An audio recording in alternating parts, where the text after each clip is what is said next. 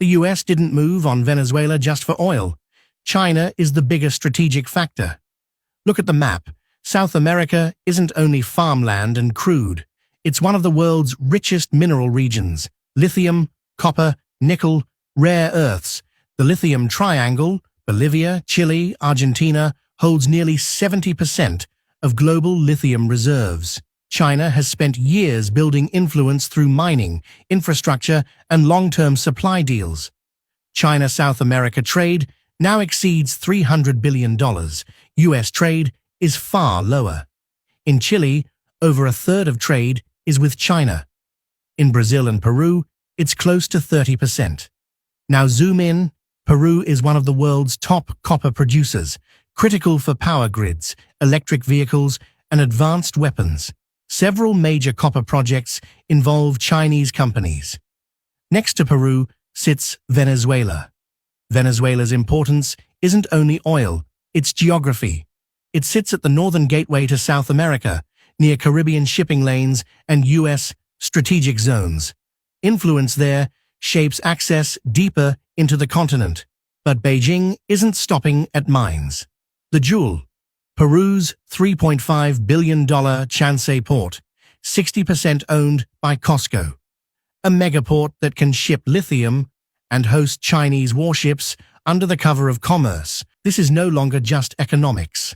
It's military positioning in America's own hemisphere.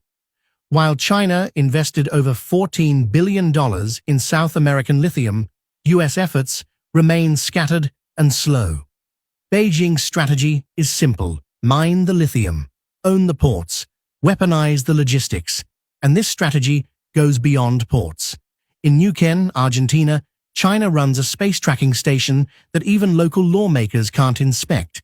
Analysts warn it could serve military purposes, just like China's fishing shelters in the South China Sea that turned into radar bases. Off Ecuador, Peru, and Argentina, hundreds of Chinese vessels strip squid stocks, hurting local fisheries. They look like civilian boats, but act like China's maritime militia, blurring the line between trade and coercion. Then comes narrative warfare.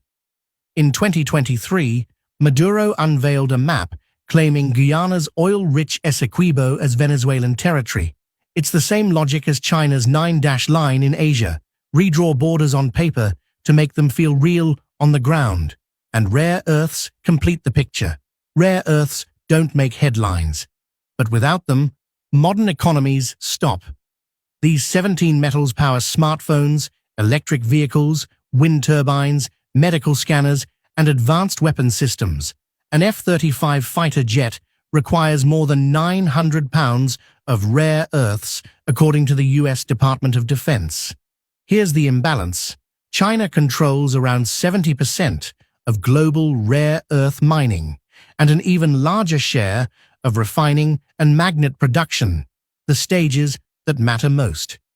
In 2024, China produced 270,000 metric tons.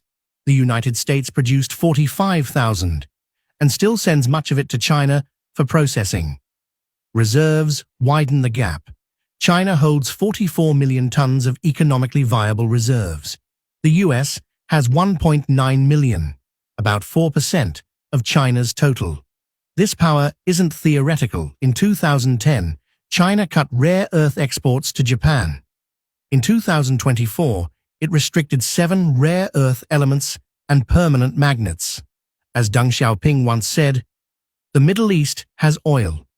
China has rare earth." The